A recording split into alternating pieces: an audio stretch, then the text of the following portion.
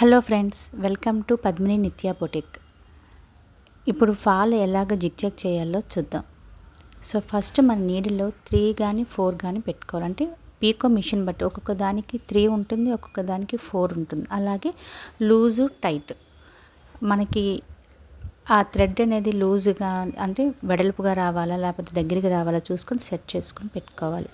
ఆ తర్వాత బాబిన్లో దారము మన నీడిలో నుంచి వచ్చే దారం రెండు కాస్త కొద్దిగా తీసి పెట్టుకొని ఫాల్ని కొద్దిగా ఎడ్జెస్లో కొద్దిగా మర్చుకొని సెట్ చేసుకోవాలి.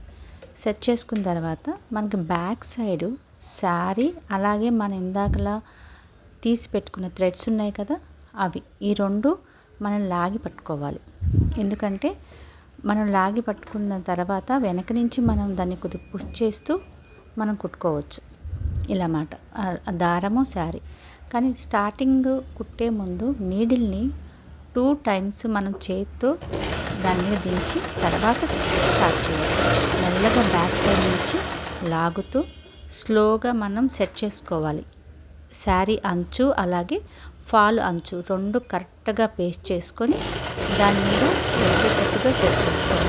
అయితే మనం ఎప్పుడైతే ఇలా లాగుతూ పట్టుకుంటే ఇప్పుడు ఆపాను కదా, ఇలా ఆపిన తర్వాత నీడిల్ అనేది కిందకు ఉండాలి. ఒక్కొక్కసారి నీడిల్ పైకి వస్తుంది.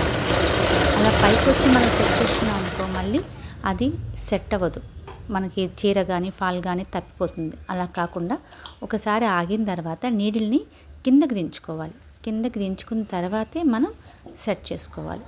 అలా సెట్ చేసుకుంటూ మొత్తం చీర ఫాల్ స్టార్టింగ్లో ఎవరికైనా కన్ఫ్యూజనే ఉంటుందండి.